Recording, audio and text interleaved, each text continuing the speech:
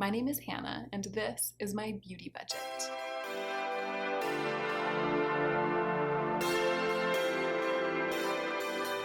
Hey y'all, welcome to my second of 4 videos reviewing in more depth than I did in my first video a while back all of the products that YESSTYLE has sent me. So I put up a video where I talked more in depth about the base products they sent me, and then this one is going to be about the eyeshadow products that they sent me. So if you want to see eye swatches and hear everything I have to say about these 4 really unique individual eyeshadow products that are sold on YESSTYLE.com, Korean beauty products, by the way. I feel like I just did a longer introduction in the video about base products, but I'm sure that there will be some people at some time in life in the future watching this video having not seen that one. So basically I'm just reviewing a bunch of K beauty products, and this is the video that's specific to eyeshadow.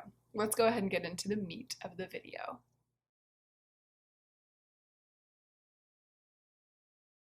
So all 4 of these are single eyeshadows. They're little singles, and I tried to pick 4 quite special ones because I feel like if you're going to have a single shadow that's in its own little separate container like this rather than in a magnetic palette, then it's good to have it be something special, like something that would be worth throwing in your bag or taking on a trip or something like that. I may try to depot these after this is all over. If I do that, I'll report back. I really love magnetic single shadows, so it might be fun to turn these into that.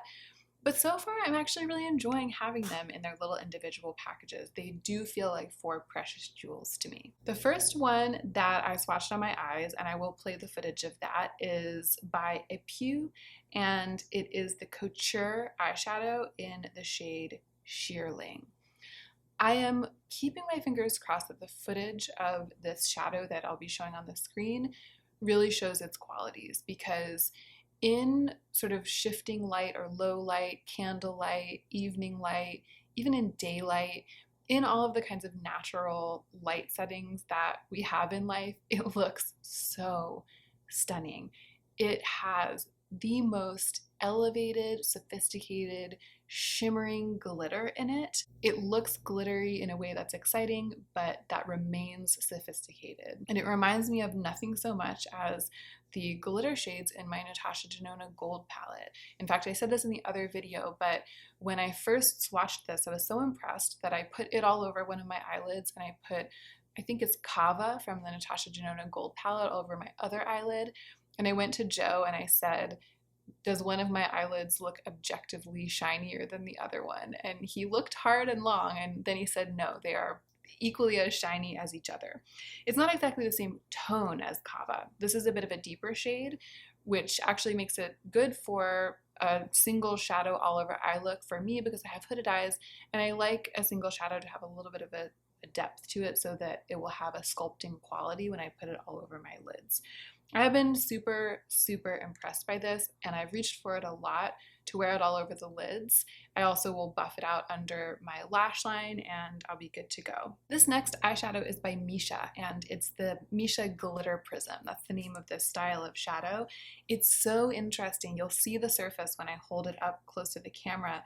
It's got all of these little, they almost look like little paillettes, little dots of different colors, and you can't quite see by looking at the surface how iridescent, how shiny it's going to be. And then when you rub them together and swatch them onto your skin, they kind of cream onto your skin, and that different colored quality means that it's color shifting. So you get kind of like different colors swirled together on your skin. It's very iridescent and beautiful, and I believe that the color name of this one is Blue Hole Prism. I think that that's the color name of it. I'll make sure to link it down below, the correct shade down below. I love this kind of eyeshadow. And when I swatched it on my eyes, my eye was in a little bit of rough shape because I had been putting stuff on and taking it off, and I also forgot to prime. So I'm worried that it came out not looking quite as shiny as it really looks when you look at the eye swatch. I hope you'll be able to see the quality of it. It's so pretty. But I generally don't put this all over my lid. What I use this for is as a brow bone shade, and so I actually will show footage of myself putting it on the other eye on top of the Couture shadow from Apu as a brow bone shade. And then later on, after I swatch one of the darker shadows, I'll show the way it looks as a topper, because it has this unbelievable iridescent blue shift when you put it over a darker shadow as a topper. This shadow is so high-end looking to me. Just the wetness of it, the gleam, and even the little packaging. It's very pleasurable and sweet. It's very well designed, and I've just been blown away by the quality of this. This is one of those shadows, as soon as I swatched it, I wanted more. I was like, I want more colors of this. I'm holding back for now because that's my MO. When I have that feeling, I always try to wait and just love the one I have and see if that ends up being enough. In many cases, it does end up being enough. But that's just to say that that's how much this has impressed me, and I've enjoyed having it so much. I've been reaching for it a lot, especially to zhuzh up eye looks by putting it on the brow bone or kind of out in the outer corner, and it works beautifully as a highlighter. I feel like when you buff it out onto your cheeks, you can really see those iridescent undertones shine.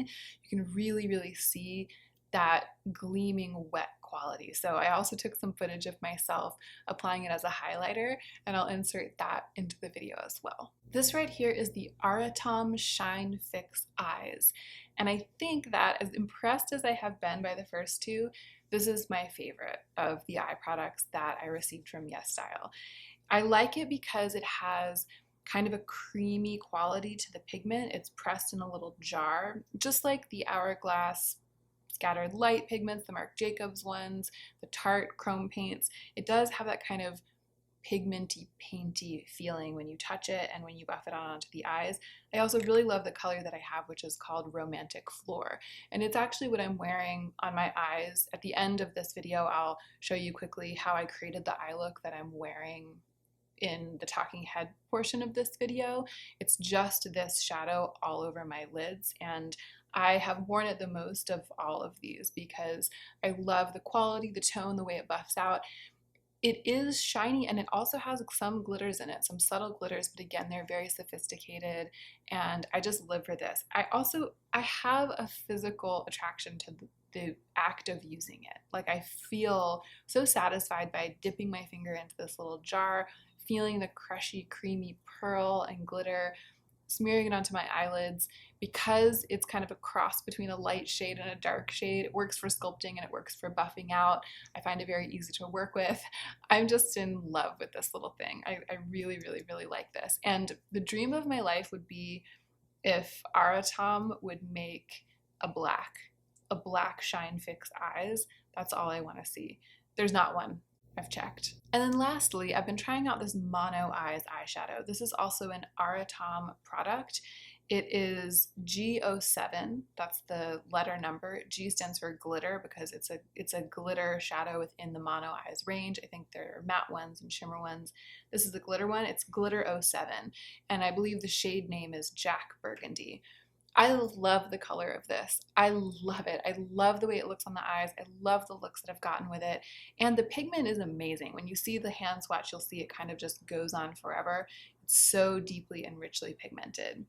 This eyeshadow is a bit dry compared to most of the eyeshadows that have a satin quality that I use. It doesn't feel creamy. It feels a bit stiff. The trade-off for that for me is that it's very thin on the eyes. I feel like I can get a really pigmented layer with a really thin layer. And I like that because it feels less likely to crease. It feels like it's more almost like a stain. It doesn't stain the eyes. This color does not stain my eyes, but it feels like a stain, like a weird powder version of a stain, because it'll be so thinly applied to my lids and yet so dark, so richly pigmented. But I did want to mention the dry texture just to caution you, because I could see someone who isn't used to this kind of eyeshadow being disappointed that it's not creamy and it doesn't have the kind of classic blendability that we're used to getting. It reminds me quite a lot of that funky shade in the Jaclyn Hill Morphe palette, the one called 24/7. And you guys know I love that shade because I love the sort of stiffness of it and how you can just build and buff without it going all over the place. And then I love that it has those micro glitters in it because it creates a wet look on the eyes without the eyes being wet. This is very, very much like that. And a lot of people don't like that shade in the Jaclyn Hill palette because they don't like working with that dry texture. I really love that. That's my favorite shade in that palette and one of my favorite shades of all time. So I'm kind of excited that I found a source for that style of eyeshadow. I feel like in the Jaclyn Hill palette it might have been sort of a fluke, like they weren't meaning to make such a dry shadow because it's not really the style, but I ended up really loving the way that it performs. But I feel like they're making these like that on purpose, and I'll be curious perhaps one day to try more colors in this. I also suspect that stiffness is unique to the glitter formula in Mono Eyes. I haven't tried the shimmer or the matte formula, but I think that it's the amount of micro glitters in this that makes it feel so dry. And after I applied Mono Eyes all over my lid and buffed it out to kind of show you what it looks like, I went back in with the Misha Glitter Prism and patted that on my brow bone, and I also kind of topped the inner half of my lid with it so that you can see how amazing it looks as a topper, and you could kind of see it contrasting against that darker shadow underneath. After I had eye swatched everything and taken all of the eyeshadow off of my eyes, I decided to put on an eye look for this video, and again I went in with the Aratum Shine Fix Eyes in Romantic Floor, and I just buffed it out close to my lash line and then went back in and deepened it in the crease, and then I buffed it out quite far underneath my lash line, and then I threw on a tiny bit of liner and mascara, and that's how I got the look that I've been wearing for this video.